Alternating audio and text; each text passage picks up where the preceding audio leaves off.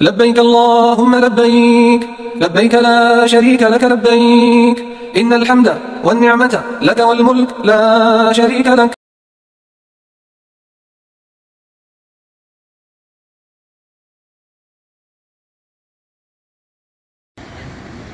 السلام عليكم ورحمة الله وبركاته، والقناة العنيفة بأينما حلتم وارتحلتم. اليوم أحبابي الكرام سنحاول أن نقدم شريط للعمرة خطوة بخطوة من البداية إلى النهاية إن شاء الله، بشكل مصور وفي عين المكان بإذن الله، حتى تعم الفائدة للجميع. فضلا وليس أمرا، المرجو الاشتراك في القناة وتفعيل زر الجرس ليصلكم الجديد.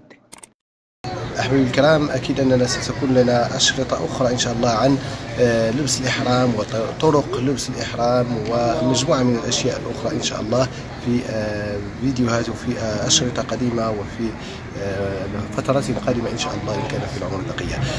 أول شيء أحبابي الكرام هو أننا نلبس الإحرام من الميقات المكاني، ونحن اليوم في التنعيم. أخي الحاج وأختي الحاجة، أول شيء هو أن نلبس الإحرام، والإحرام يتكون من قطعتين: الإزار ثم الرداء. هذا رداء، والأسفل يكون هذا هو الإزار، هذا إزار وهذا رداء، قطعتين يلبسهما الحاج. أول خطوة قلنا نلبي بهذا النسك الذي سندخل به وهو عمرة.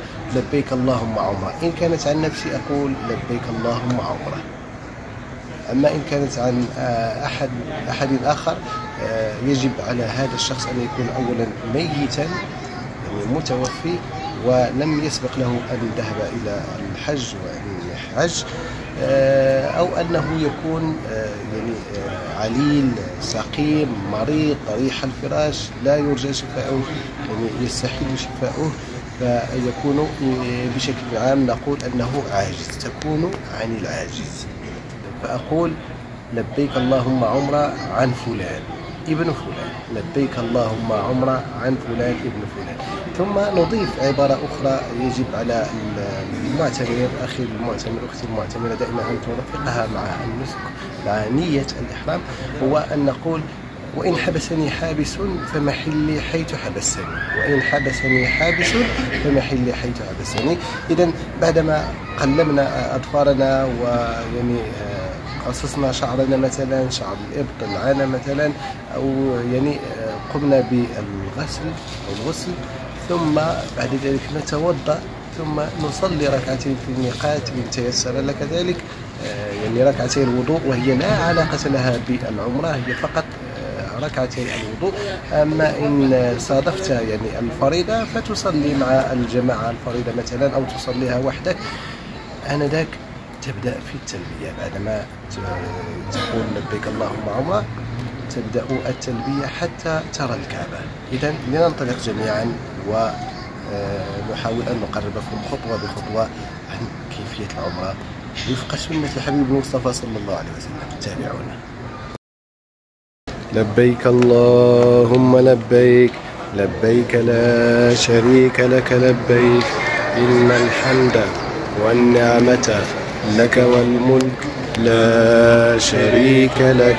لبيك اللهم لبيك، لبيك لا شريك لك لبيك، إن الحمد والنعمة لك والملك لا شريك لك. إذن أحبابي الكرام، على متن الحافلة أو سيرا على الأقدام أو في الطائرة من الميقات وحتى ترى الكعبة، يشتغل المحرم أو المعتمر بالتلبية، ولا يقطع التلبية إلا وهو يرى الكعبة. لبيك اللهم لبيك، لبيك لا شريك لك لبيك، إن الحمد والنعمة لك والملك لا شريك لك.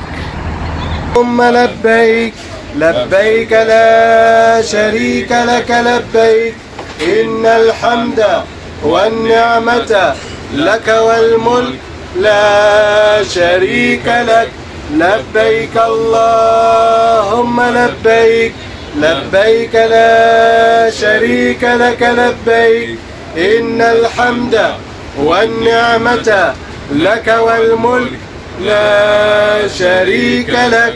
لبيك اللهم لبيك لبيك لا شريك لك لبيك إن الحمد والنعمة لك والملك لا شريك لك لبيك اللهم لبيك لبيك لا شريك لك لبيك إن الحمد والنعمة لك والملك لا شريك لك لبيك اللهم لبيك لبيك لا شريك لك لبيك إن الحمد والنعمة لك والملك لا شريك لك لبيك اللهم لبيك لبيك لا شريك لك لبيك إن الحمد والنعمة لك والملك لا شريك لك.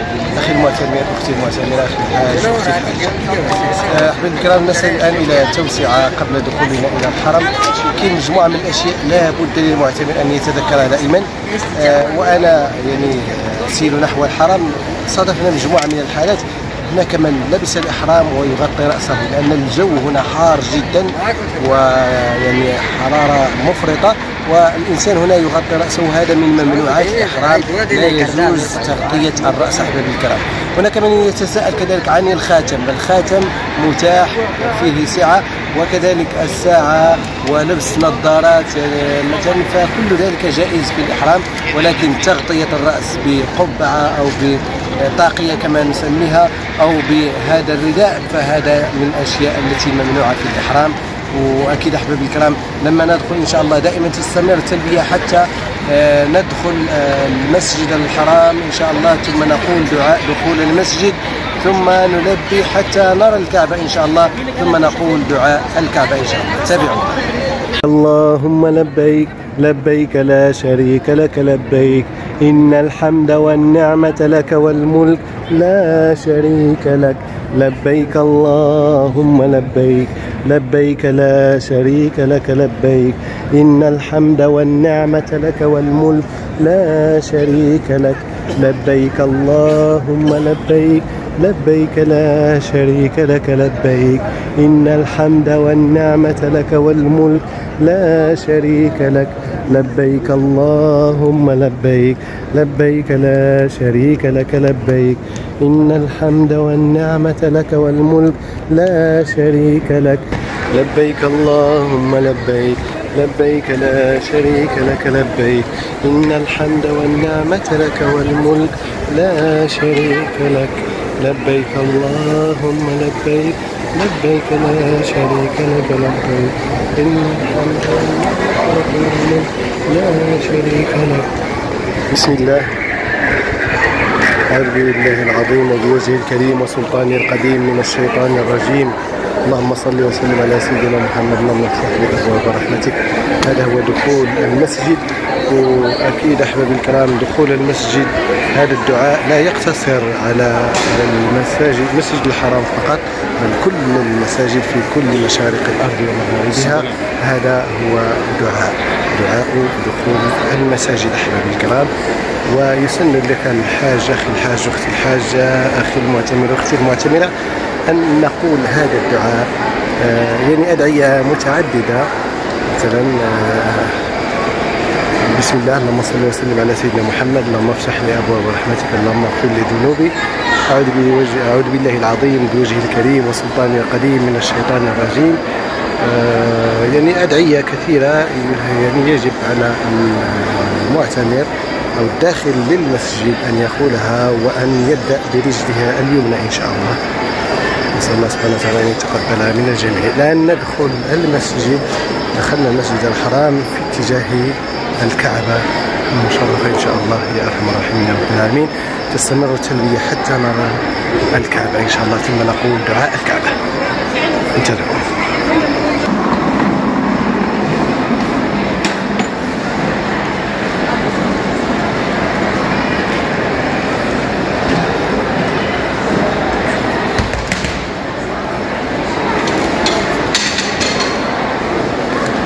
دائما في اتجاه الصحن أحبابي الكرام.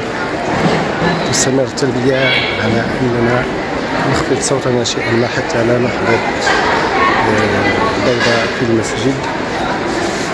لبيك اللهم لبيك لبيك لا شريك لك لبيك إن الحمد والنعمة لك والملك لا شريك لك لبيك اللهم لبيك لبيك لا شريك لك لبيك إن الحمد والنعمة لك والملك لا شريك لك لبيك اللهم لبيك لبيك لا شريك لك لبيك إن الحمد والنعمة لك والملك لا شريك لك لبيك اللهم لبيك لبيك لا شريك لك لبيك إن الحمد والنعمة لك والملك لا شريك لك لبيك اللهم لبيك لبيك لا شريك لك لبيك إن الحمد والنعمة لك والملك لا شريك لك لبيك اللهم لبيك لبيك لا شريك لك لبيك إن الحمد والنعمة لك والملك لا شريك لك. إذن أحبابي الكرام الجو حار وها نحن نصل إلى الصحن ولله الحمد بعونه وحفظه ونرى الكعبة. أول ما نلمح الكعبة أحبابي الكرام نتوقف عن التلبية ثم نقول دعاء رؤية الكعبة والتبرك بالكعبة. فالنظر إلى الكعبة فهو عبادة فيه أجر كبير وحسنات كبيرة. يكفي أن يقف المعتمر أو أن يجلس هكذا وهو يتأمل في الكعبة ويكتب له أجر ثم أجر ثم أجر. إذن فالنظر إلى الكعبة فهو عبادة. نسأل الله سبحانه وتعالى أن يكتب لنا الأجر الدائم يا أرحم الراحمين يا رب العالمين. بطبيعة الحال الجو حار اليوم أحبابي الكرام. نسأل الله سبحانه وتعالى اللطف فيما جرت به المقادير. وبطبيعة الحال أحبابي الكرام أدعية كثيرة كذلك وردت في باب رؤية الكعبة منها مثلا اللهم أنت السلام ومنك السلام وحييت بالسلام. كذلك اللهم زد هذا البيت عزا وكرما وتقديرا وارزق زواره عزا وكرما وتقديرا وقدرا إلى غيرها من الأدعية أحبابي الكرام. المهم أن التلبية هنا تقف ثم ندخل إلى الصحن وهنا يبدأ الطواف بعد الإحرام ثم الطواف السعي بين الصفا والمروة ثم الحلق. هذه هي العمرة أحبابي الكرام. هذه هي الأركان أركان العمرة التي لا يجب على المرء أن يتخلى عنها. إذن لبس الإحرام من الميقات ثم الطواف 7 أشواط حول الكعبة ثم السعي بين الصفا والمروة 7 ثم نختم بالحلق وهو التحلل بالمعتمر. إذن على بركة الله أحبابي الكرام ندخل إلى الصحن ولم ندخل من جهة الحجر الأسود. إذن فالأشواط دائما تبتدئ بالحجر الأسود. الأشواط تبتدئ بالحجر الأسود ومن كان داخل من أي جهة فعليه أن يتوجه حتى يصل إلى الحجر الأسود آنذاك يبتدئ. إذن على بركة الله أخي المعتمر نبدأ الطواف من الحجر الأسود وليس من هذا الاتجاه. نذهب حتى نبتدئ بالحجر الأسود آنذاك ماذا يقول المعتمر؟ أول شيء يقول بسم الله الله أكبر. في الشوط الأول نقول بسم الله الله أكبر يعني متجهين نحو الحجر الأسود. إن استطعنا أن نقبله فذلك خير، إن لم نستطع فأكيد نلمسه ثم نقبل يدنا، وإن لم نستطع فنكتفي بالإشارة عليه من بعيد ونقول بسم الله الله أكبر. باقي الأشواط نقول الله أكبر مرة واحدة فقط، ولكن في الشوط الأول نقول بسم الله الله أكبر. هذه هي سنة حبيبنا المصطفى صلى الله عليه وسلم. والأشواط أحبابي الكرام ليس فيها دعاء خاص للأشواط، ليس فيها دعاء خاص. في هذا الشوط نقول هذا الدعاء، في هذا الإنسان له هو أمام الله سبحانه وتعالى له الحق أن يدعي بما شاء، ادعو بما شئت، ابتهل إلى الله، ابكي على الله سبحانه وتعالى وادعو بما شئت. وهذا خطأ ما يقوم به بعض المطوفين بعض المرشدين، نسأل الله سبحانه وتعالى الهداية، أنه يردد مع الناس والناس يرددون معه، هكذا يحرمهم من مجموعة من الأدعية التي يتقربون بها إلى الله سبحانه وتعالى. إذن فالطواف في قراءة القرآن، الأذكار النبوية، يعني الدعاء، يعني كل متاح، كل ما استطعت أن تقوله فقله في الدعاء. يعني دعاء الوالدين، دعاء الموتى، دعاء بالشفاء، دعاء بالرزق، دعاء بما شئت، ادعو بما شئت وكيف ما شئت وبأي لغة شئت.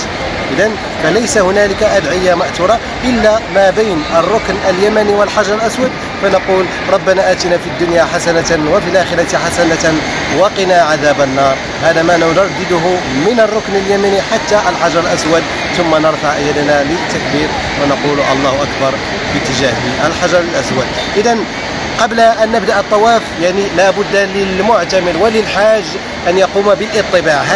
هذا هو ما يسمى بالاطباع، الكشف عن العاتق أو الكتف الأيمن، هكذا أحبابي الكرام. ومن الأخطاء كذلك التي يقوم بها بعض المعتمرين أنهم يطوفون وهو مغطي هذا الكتف. إذن فلا بد من الاطباع، سنة الحبيب المصطفى صلى الله عليه وسلم. من كذلك البعض من يقول بأن الاطباع يكون فقط في 3 أشواط أولى، ولكن العديد والإجماع يقول على أن طيلة الطواف يكون الاطباع. كذلك أحبابي الكرام توجد سنة الرمل، وهو الإسراع في المشي شيئا ما في الأشواط ال3 الأولى إن استطعت. اليوم يعني الأشياء متاحة لأن الكعبة تقريبا فارغة بسبب حرارة يعني، ولكن إذا كان هناك اكتظاظ فنترك هذه المسألة لأن فيها أذى. إذن ف3 الأشواط الأولى نقوم بها بالرمل إن شاء الله، سنة الرمل كما أوصانا بها الحبيب المصطفى صلى الله عليه وسلم. تابعونا أحبابي الكرام. بسم الله الرحمن الرحيم، والصلاة والسلام على أشرف المرسلين محمد صلى الله عليه وسلم. كنتمناو من الله سبحانه وتبارك وتعالى باش يتقبل منا هذه العمرة إن شاء الله، وهذا الطواف إن شاء الله كنتمناو مع هذه الحرارة وهذا الشيء اللي كاين، كنتمناو إن شاء الله نتجاوزوا هذه الحرارة ونتجاوزوا كل شيء. واخا حنا الحمد لله مولفين هذه الحرارة، اللهم لك الحمد، كنفضلوا هذه الحرارة بحال السعودية بحال المغرب، وكنتمناو ان شاء الله من الله سبحانه وتبارك يتقبل منا ويتقبل من جميع المعتمرين. والسلام عليكم ورحمه الله تعالى وبركاته. اذا حفظك الله الاستاذ ديالنا سيدي عبد الرحمن، حفظك الله ورعاك، ونسال الله سبحانه وتعالى يتقبل منا ومنك ان شاء الله صالح الاعمال.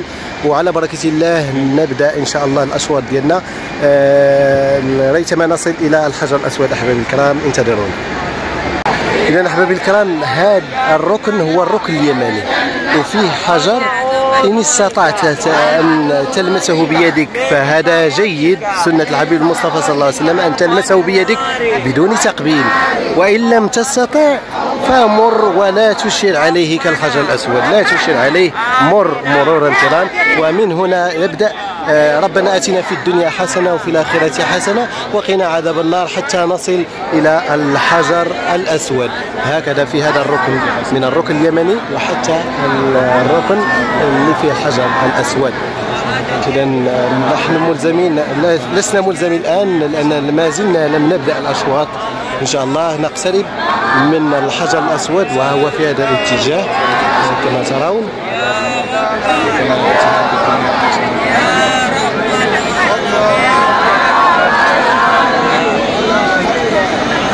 إذا هنا الاتجاه، هنا بداية الطواف إن شاء الله كما ترون، الحجر الأسود في هذا الاتجاه. إذا على بركة الله، بسم الله الله أكبر، وهكذا نشير بيدنا إلى الحجر الأسود، بسم الله الله أكبر.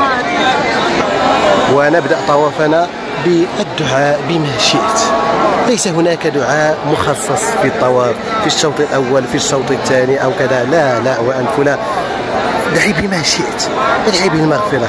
ربي اغفر لي ولوالدي وللمؤمنين يوم يقوم الحساب. اللهم اشرح صدري للإسلام، اللهم أحسن إلي، اللهم افتح لي أبواب رحمتك، اللهم اغفر لموتانا وموتى المسلمين أجمعين. ودائما الدعاء الأفضل يكون هو الدعاء الشامل الذي فيه تدعو لنفسك لوالديك وللمسلمين أجمعين. نسأل الله سبحانه وتعالى أن يتقبل من الجميع. اقرأ القرآن، اذكر الله سبحانه وتعالى، ولكن أهم شيء انسى الدنيا واشتغل بالآخرة، انسى الدنيا واشتغل بالآخرة. ومن الأخطاء أحبابي الكرام التي نقولها دائما وأؤكد عليها هو استمعوا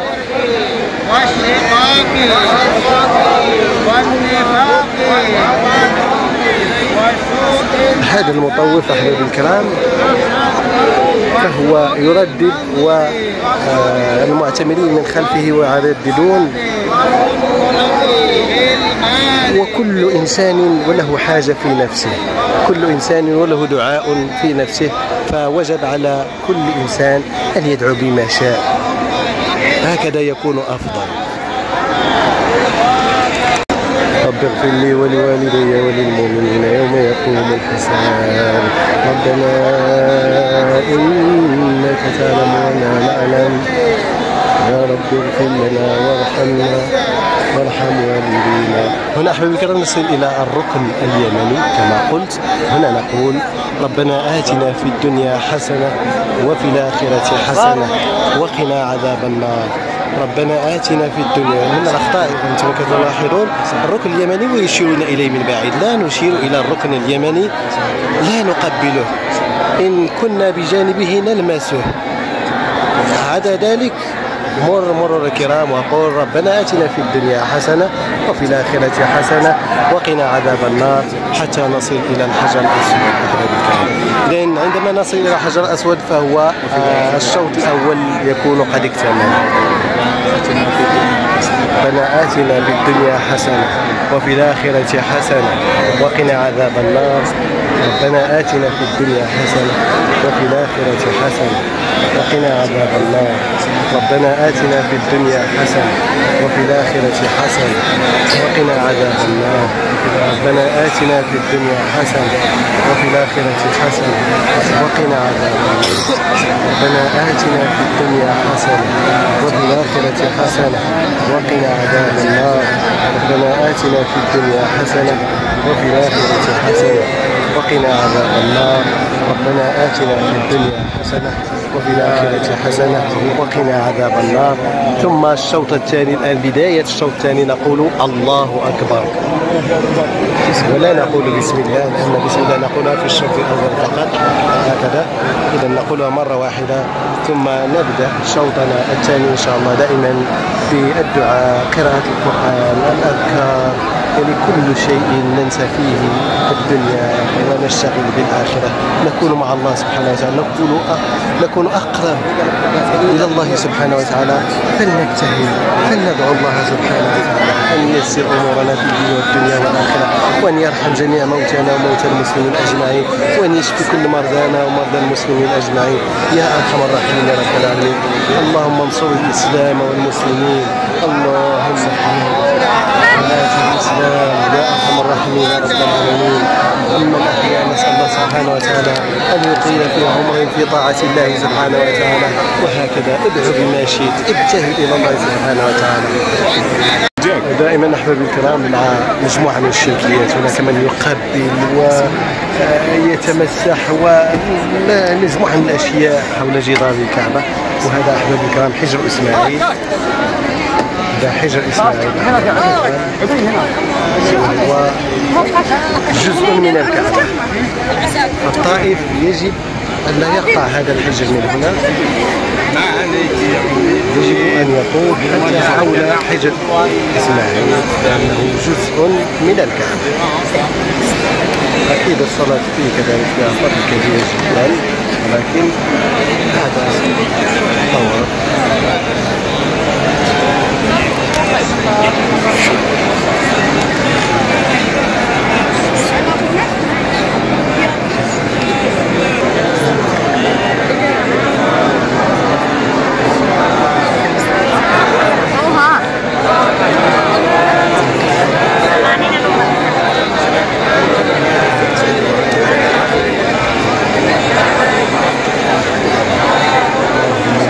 فيمن هديت وعافنا فيمن عافيت وتولنا فيمن توليت وبارك لنا فيما أعطيت وقنا واصرف عنا سوء وشر ما قضيت فإنك تقضي ولا يقضى عليك ولا يعز من عاديت ولا يذل من عليك تبارك ربنا وتعالى. اللهم اكفنا بما اليقين به علينا مصائب الدنيا والآخرة ومتعنا اللهم بأسماعنا وأبصارنا وقواتنا أبدا ما أحييتنا واجعله الوارث منا واجعل ثأرنا على من ظلمنا وانصرنا على من عادانا ولا تسلط علينا. هنا أحبابي الكرام شوف مجموعة من الأخطاء يتمسحون ويقبلون الركن اليمني أحبابي الكرام ويبكون على فهو حجر أحبابي الكرام. النبي صلى الله عليه وسلم قال استلم الحجر ولا تقبل، ليس فيه تقبيل، والله ما في تقبيل. اللمس فقط، اللمس فقط، اللمس فقط، جزاكم الله خيرا. اللمس فقط ما في تقبيل. الحجر الأسود هو الحجر الوحيد الذي يقبل، والله حرام. لا تلود حرام، لا تلود حرام، حرام مسح بس. من جديد احبابي الكرام بعدما اتممنا الاشواط السبعه في الشوط الاخير من الله علينا ان قبلنا الحجر الاسود ولله الحمد. نسال الله سبحانه وتعالى ان يتقبل منا ومنكم بصالح الاعمال. ها نحن ناتي الى خلف مقام ابراهيم للصلاه ركعتين. نشير احبابي الكرام الى ان هناك من يذهب مباشره خلف المقام ليصلي ركعتين، اذا فهذا يعني يعد عرقله للطائفين، فالطائفين يجب ان يطوفوا حول البيت. فإن لو كان فارغا يعني من المستحب أن تأتي خلف المقام، ولكن إن لم يكن متاحا وكان الصحن ممتلئ فمن الأفضل أن تتطرف جانبا إلى مثل هذه الساحات خلف المقام وتصلي ركعتين إن شاء الله بالفاتحة. في الركعة الأولى الفاتحة وسورة الكافرون، وفي الركعة الثانية بالفاتحة وسورة الإخلاص. إذن سورة الكافرون قل يا أيها الكافرون لا أعبد ما تعبدون، ثم سورة الإخلاص قل هو الله أحد الله الصمد. هكذا أنهيت الطواف وأنهيت الصلاة في خلف مقام إبراهيم. نذهب مباشرة إلى شرب ماء زمزم وندخل من هنالك إلى الصفا والمروة إلى السعي إن شاء الله. من جديد أحبابي الكرام رأيت أن أعود خلف مقام إبراهيم، لأن الصلاة خلف مقام إبراهيم العديد يصلي وكتفه يعني غير مغطى، وهذا قد نهانا النبي صلى الله عليه وسلم عنه. نهانا النبي عن كشف العاتقين في الصلاة، فمن أراد أن يصلي فليغطي كتفيه. وفي الطواف فقط يعني في الطواف تكشف عن كتفك فقط في الطواف وليس في الصلاة. الصلاة يجب أن تغطي كتفك. هذا فقط تنبيه لكل الأحباب بنا وكل متابعي ورواد قناة عن تبعي. إذن هنا أحبابي الكرام في اتجاه المسعى، من هنالك نشرب إن شاء الله من ماء زمزم. والنبي صلى الله عليه وسلم قال ماء زمزم لما شرب له، فأكيد نستقبل القبلة ويمكنك أن تشرب وأنت واقف سنة الحبيب المصطفى صلى الله عليه وسلم في ماء زمزم. في غيره أكيد أن الجلوس هي السنة. يعني إن شاء الله قريب أذان العصر إن شاء الله. قلت بأن النبي صلى الله عليه وسلم قال ماء زمزم لما شرب له، فليشرب الإنسان وليتضلع من ماء زمزم. تشرب حتى التضلع، حتى يدخل الماء في أضلاعك، حتى لا تستطيع أن تضيف ولو جرعة من الماء. هذه هي سنة الحبيب المصطفى صلى الله عليه وسلم. ثم ادعوا بما شئت، يعني قريب صلاة العصر، لذلك نجد أن هذه الساحات كلها ممتلئة من آخرها. إذا نذهب الآن للشرب من ماء زمزم إن شاء الله ثم نعود. إذا هنا صناديق من ماء زمزم. انظروا أحبابي الكرام،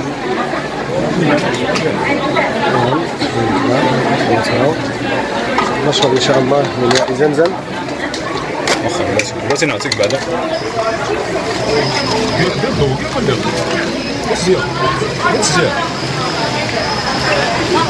تفضل. بسم الله بسم الله. اللهم علما نافعا رزقا واسعا وشفاء من كل داء. بسم الله.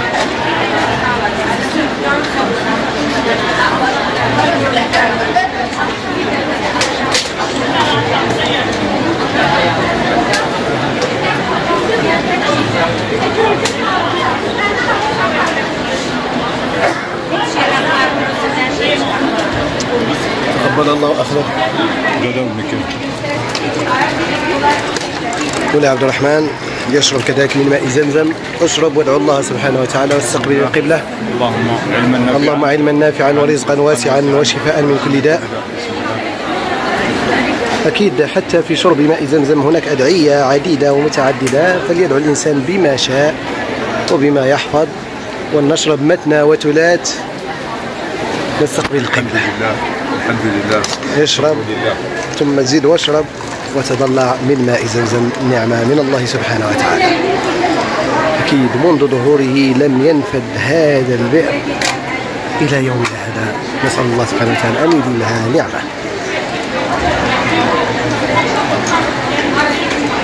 أما الآن أحبابي الكرام فنتجه نحو الصفا والمروة من أجل بدء السعي. بسم الله أبدأ بما بدأ الله به. إن الصفا والمروة من شعائر الله، فمن حج البيت أو اعتمر فلا جناح عليه أن يطوف بهما، ومن تطوع خيرا فإن الله شاكر عليم. صدق الله العظيم. إذن ها نحن أحباب الكرام نصعد جبل الصفا. هذا هو جبل الصفا أحباب الكرام، ما تبقى من جبل الصفا. ودائما في جبل الصفا هناك دعاء مأثور عن النبي صلى الله عليه وسلم، وثبت عن النبي صلى الله عليه وسلم أنه يقول دعاء معين. في المروة كذلك دائما نستقبل القبلة. إذن أحبابي الكرام هذا هو جبل الصفا، وهذا ما تبقى من جبل الصفا كما ترون.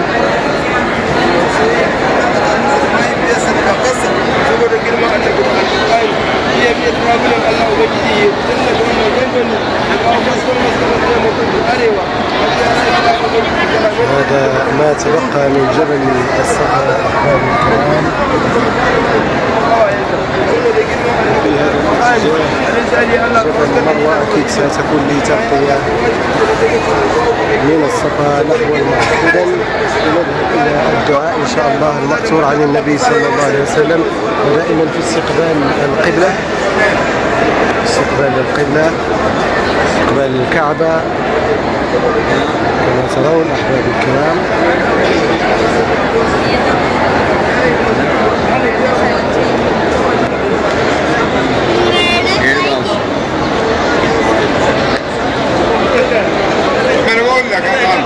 الله أكبر الله أكبر الله أكبر، والحمد لله، لا إله إلا الله وحده لا شريك له، له الملك وله الحمد، يحيي ويميت وهو على كل شيء قدير. لا إله إلا الله وحده أنجز وعده ونصر عبده وهزم الأحزاب وحده. ثم يدعو الإنسان بما شاء.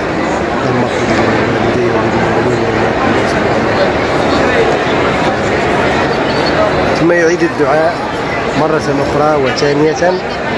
لا إله إلا الله وحده لا شريك له، له الملك وله الحمد، يحيي ويميت وهو على كل شيء قدير. لا إله إلا الله وحده أنجز وعده ونصر عبده وهزم الأحزاب وحده.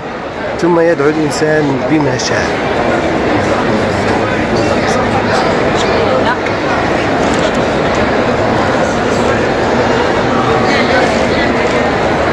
لا إله إلا الله وحده لا شريك له، له الملك وله الحمد، يحيي ويميت وهو على كل شيء قدير. لا إله إلا الله وحده أنجز وعده ونصر عبده وهزم الأحزاب وحده. عندما ينهي هذا الدعاء للمرة الثالثة فلا يدعو بما شاء فينصرف في اتجاه الصفا.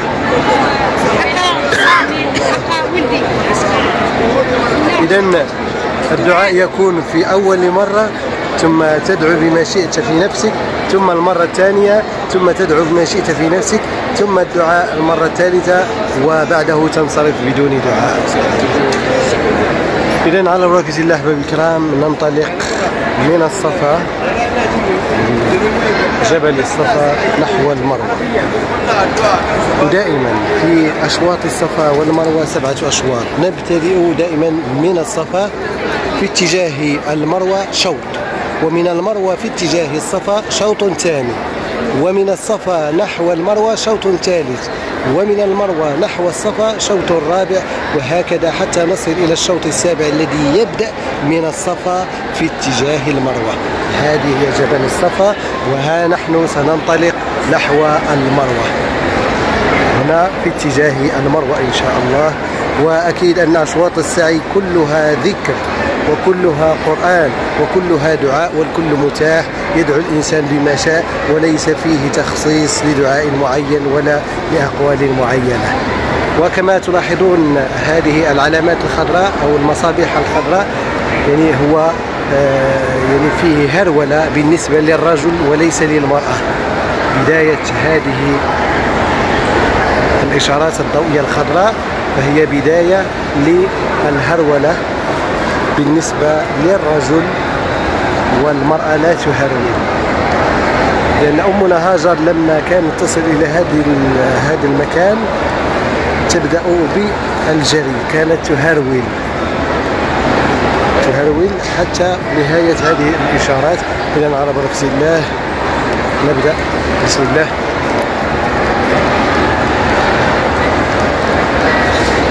اللهم اغفر لي ذنوبي يا رب، اللهم اغفر لي ذنوبي، اللهم اغفر لي ذنوبي، اللهم اغفر لي ذنوبي، اللهم اغفر لي ذنوبي، اللهم اغفر لي ذنوبي، اللهم اغفر لي ذنوبي وذنوب المسلمين اجمعين يا رحمن الدنيا ورحيم الاخره. هنا نهايه الاشاره الخضراء. اذا هنا نسير سيرا عاديا حتى نصل الى المروه ان شاء الله، ثم نقول الدعاء مجددا.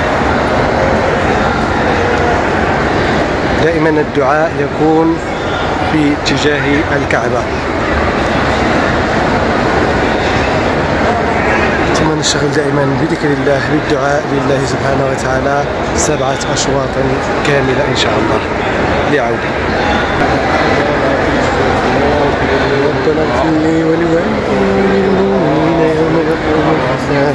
اللهم اهدنا فيمن هديت، عافنا فيمن عافيت، تولنا فيمن توليت، بارك لنا فيما أعطيت، قنا واصرف عنا سوء وشر ما قضيت، فإنك تقضي ولا يقضى عليك، ولا يعز من عاديت، ولا يذل من واليت، تبارك ربنا وتعاليت. ها نحن أحبابي الكرام نصعد الآن إلى جبل المروة، نصل إلى جبل المروة. ودائما أقوم بتقطيع التصوير من أجل عدم الإطالة على كل الأحوال ديالنا. وطوال يعني هذا المسار يتخلل هذا المسير مجموعة من السقايات وأنابيب لشرب ماء زمزم دائما. ها نحن نصعد إلى جبل المروة، ودائما الكعبة في هذا الاتجاه، القبلة في هذا الاتجاه. ها نحن نصل إلى جبل المروة ما شاء الله.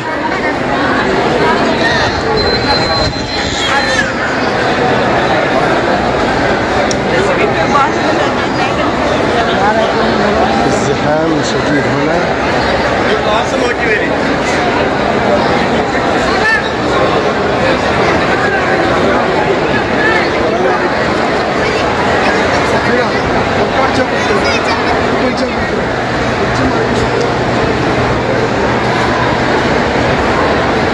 إذن أحبابي الكرام كما ترون هذا ما تبقى من جبل المروة، يعني أقل ارتفاعا من جبل الصفا. جبل الصفا أكثر ارتفاع من جبل المروة. إذن هذا ما تبقى من حجارة من أحجار جبل المروة.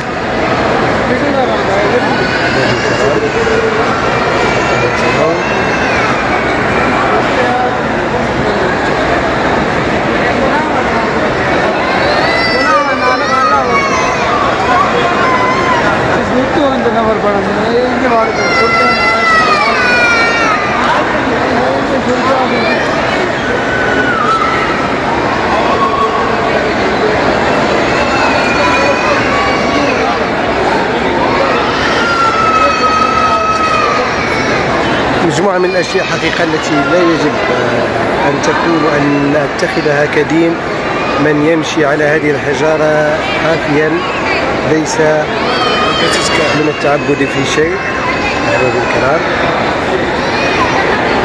إذن هنا نستقبل القبلة ثم ندعو بدعاء كما قلناه في الصفا نقوله في المروة. بسم الله، الله أكبر الله أكبر الله أكبر ولله الحمد، لا إله إلا الله وحده لا شريك له، له الملك له الحمد، يحيي ويميت وهو على كل شيء قدير. لا إله إلا الله وحده أنجز وعده ونصر عبده وهزم الأحزاب وحده. ثم يدعو الإنسان بما شاء بين الدعائين.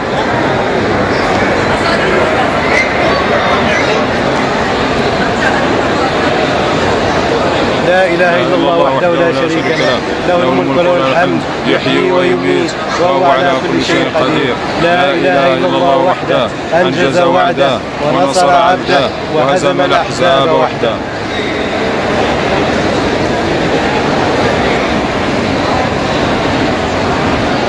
لا إله إلا الله وحده لا شريك له، له الملك وله الحمد، يحيي ويميت وهو على كل شيء قدير.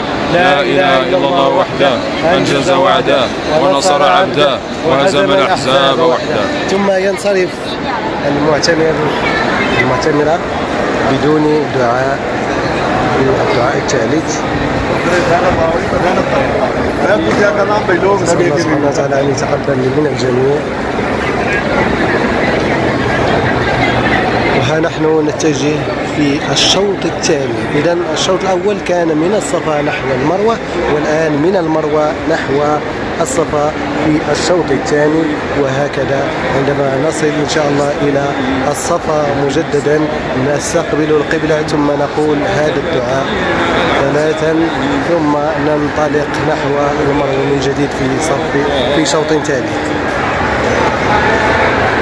وحتى ما بين المروة إلى الصفا عندما نصل إلى العلامات الخضراء يجب على الرجل أن يقوم بالهرولة هنالك ودون النساء. لماذا الهرولة؟ أمنا هاجر هرولت عن النساء وبقي دور الرجل ليهرول. أمنا هاجر رضي الله عنها قامت بالهرولة بدلا عنهن. أما الرجل فعندما يصل إلى علامات الخضراء وجب عليه أن يهرول. سنة الحبيب المصطفى صلى الله عليه وسلم، وما أجمل وما أروع وما أفيد أن تقوم بالعمرة وفق سنة الحبيب المصطفى صلى الله عليه وسلم.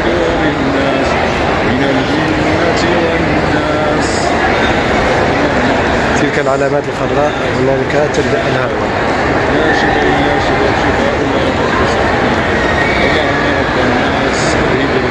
نشفي أنت الشافي لا شفاء إلا اللهم اغفر لكل موتانا وموتى المسلمين أجمعين. اللهم اشف مرضانا ومرضى المسلمين أجمعين. اللهم يسر أمورنا وأمور المسلمين أجمعين. اللهم ارزقنا حلالا طيبا وارزقنا من حلال لا نحتسب. اللهم أفض علينا من خيرك نسألك يا أرحم الراحمين، يا من خزائنه لا تنفذ أبدا، يا حي يا قيوم، يا رحمن الدنيا ويا رحيم الآخرة.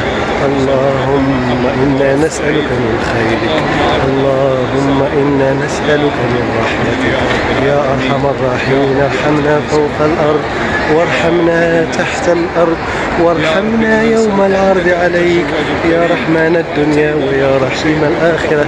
اغفر لنا وارحمنا، تقبل منا سائر أعمالنا الصالحة يا أرحم الراحمين يا رب العالمين. اللهم يسر لنا كل ما هو عسير، اللهم يسر لنا كل ما هو عسير. اللهم احفظنا بما حفظت به الذكر الحكيم.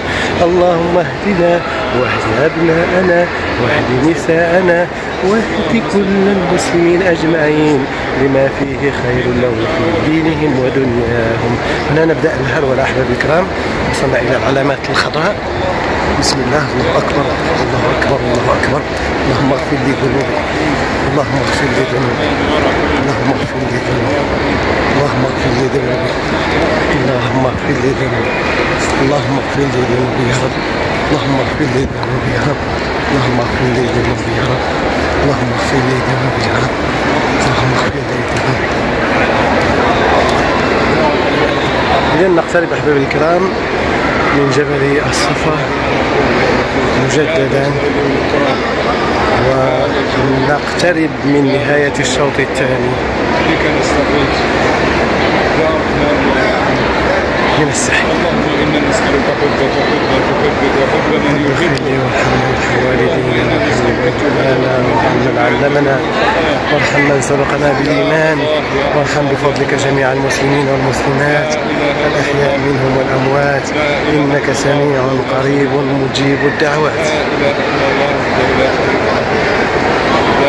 ها نحن نصعد جبل الصفا مجددا أحبابي الكرام.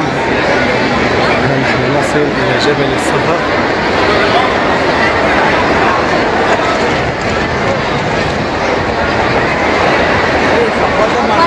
نستقبل القبلة مجددا، الكعبة في هذا الاتجاه.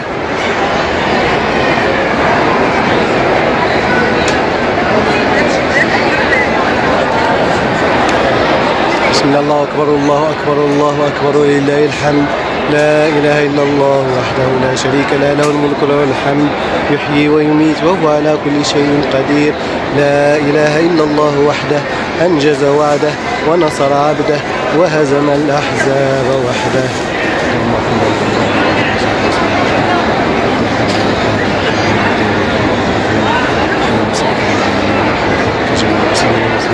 لا إله إلا الله وحده لا شريك له، له الملك وله الحمد يحيي ويميت وهو على كل شيء قدير. لا إله إلا الله وحده أنجز وعده ونصر عبده وهزم الأحزاب وحده.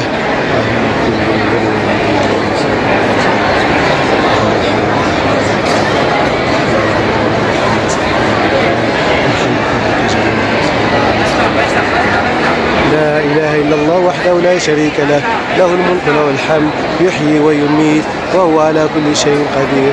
لا إله إلا الله وحده أنجز وعده ونصر عبده وهزم الأحزاب وحده. ثم ننصرف أحباب الكرام في شوط ثالث من الصفا نحو المروة.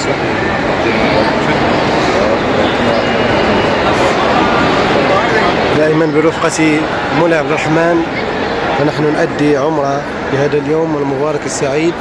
نسأل الله سبحانه وتعالى أن يتقبلها منا ومنكم إن شاء الله ومن سائر المسلمين أجمعين. لننطلق سيدي عبد الرحمن في شوط ثالث إن شاء الله.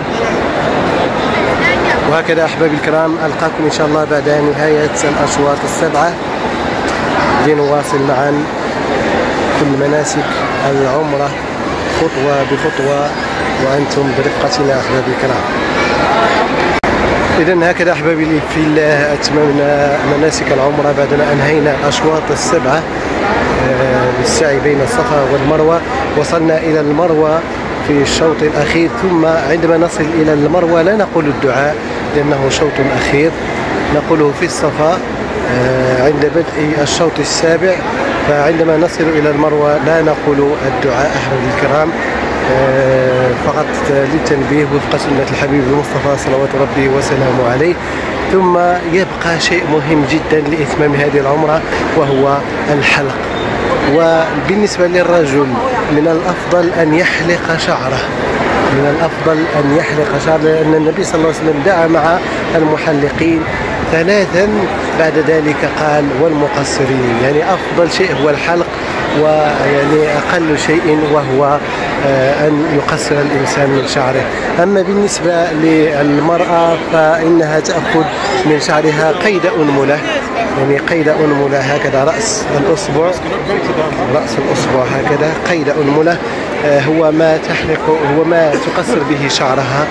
وهكذا تكون التحلل من العمرة، ويصح للمعتمر آنذاك أن يقوم بكل موانع الإحرام وكل ما هي وكل ما هو كان ممنوعا له من قص الأظافر، أخذ شيء من الشعر والطيب والنساء ومجموعة من الأشياء، فيصبح متحللا ومتاح له فعل كل ما أراد. إذن هكذا أحبابي الكرام نأتي إلى نهاية هذه المراسلة الطيبة المباركة. نتمنى من الله سبحانه وتعالى أن يكون هذا الشريط شريطا مفيدا تعليميا إن شاء الله، يقربكم بشكل كبير وبشكل واضح من أداء مناسك العمرة وفق سنة الحبيب المصطفى صلوات ربي وسلامه عليه.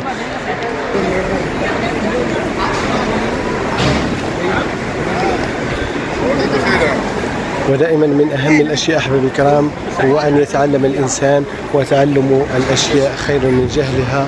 تعلم الأشياء أحبابي الكرام خير من جهلها، والله يحب من العبد ويحب الله سبحانه وتعالى أن يعبد بعلم لا بجهل أحبابي الكرام.